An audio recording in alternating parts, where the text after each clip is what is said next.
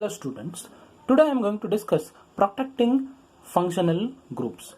A protecting group must fulfill a number of requirements. So the following are the requirements of a good protecting group. First one is the protecting group reagent must react selectively in good yield to give a protected substrate that is stable to the projected reaction. Second is the protecting group must be selectively removed in good yield by readily available reagents. And the protecting group should not have functionality that might provide additional site of reaction. So these are the main important requirements a protecting group must possess. So today I am going to discuss protection of NH group. So primary and secondary amines are prone to oxidation and NH bond undergo metallation on exposure to ortholithium and Grignard reagent. So hence, if you want a reaction in which NH group should not be affected, then we need to protect that NH group. Moreover, the amino group possesses a lone pair which can be protonated or reacted with electrophiles. So in those cases, NH group must be protected in order to carry out the further reaction. Like if we are using organolithium or Grignard reagent, then it should be protected, or else it is going to react with the organolithium or Grignard reagent. And since the nitrogen has lone pair of electron, it is easily get protonated or it is going to react with electrophile. Hence, a protection of NH group must be done if we want unaffected NH group in the molecule. First is N-benzyl amines. So this is the reaction, that is primary amine upon treatment with benzyl bromide in presence of triethylamine in acetonitrile solvent, it will be get protected as N-benzyl amines. So here two benzyl group has been attached. So if you take secondary amine, if you treat with benzyl bromide, you are going to get N-benzyl derivative, and this is known as protection reaction. So this benzyl bromide and benzyl chloride are easily available reagents, so we can protect either primary amine or secondary amine using benzyl chlorides or benzyl halide derivative in presence of base. And the other condition of protecting group is it must be selectively removed. Means if I treat or if this protected N-benzyl protected amines, it can be deprotected by using palladium over carbon in presence of hydrogen, and it will give you the starting primary amine and secondary amine. So this is N-benzyl amines, means the amine group will be protected in the form of benzyl amines by reaction with benzyl chloride. Here the protecting group is benzyl bromide or benzyl chloride, and its removal is by palladium over carbon in presence of hydrogen catalyst. Protection has some selectivity, that is if we use palladium hydroxide over carbon, that is it is called Perlman catalyst, it is going to selective hydrogenolysis of benzyl amine in presence of benzyl ether. Means here this catalyst, Perlman catalyst, has selectivity for hydrogenolysis of N-benzyl amine over benzyl ether. If the molecule contain both benzylated oxygen and benzylated amine, then if we use Perlman catalyst, then it is selectively hydrogenolyze this benzyl amine. So here the benzyl amine will be protected. And second type of protection is conversion of amines to amide. So how we can do that conversion is, it is simple. The treatment of amine with acetic anhydride or acid chlorides will lead to the formation of amide derivative. So this amide derivative will be in resonance. So it will be in this form also. So there will be resonance, and this is somewhat stable, this amide. So if you want to deprotect, and if you want to get back the starting NH group, is by just treatment with acid hydrolysis followed by treatment with base will lead to the formation of free NH group.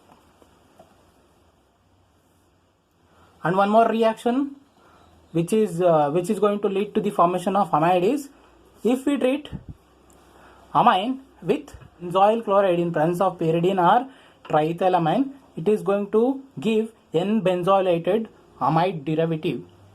So this is also the protection of secondary amine. If you want to do deprotection will be done in presence of 6-normal HCl, or we can use hydrogen bromide or diol H, benzoyl protected amines to corresponding amine derivative. So this is deprotection, this is protection. One more is carbamates. So this is the protection of amine by using alkoxy carbonyl acid chlorides upon reaction with amine in presence of base like potassium carbonate and triethylamine will result in the formation of carbamates. So these carbamates can be deprotected by using trimethyl iodide, and it leads to the formation of amine. Among the carbamate derivative, this benzoyl carbonyl group, that it is called CBZ, is the most widely used protecting group. That is, proline upon treatment with benzoyl carbonyl acid chloride in presence of triethylamine will form as protected amine, that is a protected carbamate derivative. That is, here this group is nothing but CBZ group, and this CBZ group can be easily removed by palladium carbon over hydrogen, or dissolving metal reduction, or by treatment with HBr. And if you come for the stability, it is stable for aqueous base and aqueous acid. So if you are doing any reaction in aqueous base and aqueous acid, this benzoyl carbonyl group is stable.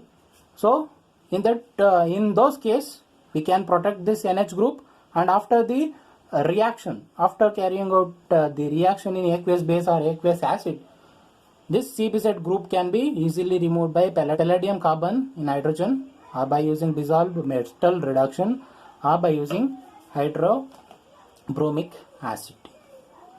One more protecting group which comes under carbamate categories is tertiary butoxy carbonyl group. It is called BOC.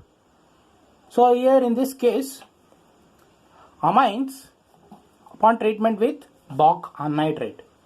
So this is the structure of BOC.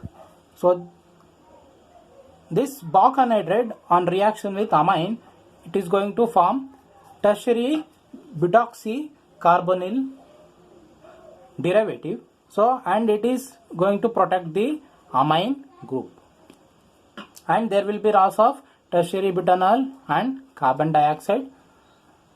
And if you want to remove this BOC tertiary BOC group or tertiary butoxy carbonyl group, the removal is very simple. If it is treated with dilute HCl or trifluoroacetic acid, it is easily get removed. It is going to form corresponding amine, and there will be elimination of butene and carbon dioxide. And advantage of this using this BOC anhydride is these two are gaseous product, and we are going to get a pure amine after doing the reaction. And this BOC protection is stable for hydrogenolysis, base and nucleophilic reagent. So if we are doing any reaction in any other part molecule like base or nucleophilic addition of base or nucleophilic reagent, then this tertiary butoxycarbonyl group, it is quite stable and it will be get cleaved or it can be removed only by dilute acid or trifluoroacetic acid. So there is one important thing regarding the selectivity or selective cleavage of n-Boc group. That is, if in a molecule, if we have other protected functional groups, so then there may be chance of cleavage of other functional groups also. So in those cases, if we want to cleave selective cleavage of n-Boc group, if we want to cleave only n-Boc group, so these are the other functional groups which are protected. So these functional group may be susceptible for dilute HCl or trifluoroacetic acid. So in that case, we need to have a selective reagent which is going to remove a particular protecting group. So that selective cleavage of n-Boc will be done by using aluminum trichloride. So if there is other protecting groups present in the molecule, then if we treat instead of dilute HCl and trifluoroacetic acid, if we treat with aluminum trichloride, then it is selectively it is going to cleave this n-Boc. Means it is going to remove this n-Boc and it is going to give you the corresponding amine derivative, and other functional groups which are protected, they are unaffected. So these are some of the protecting groups which are used for protecting amines. Thank you.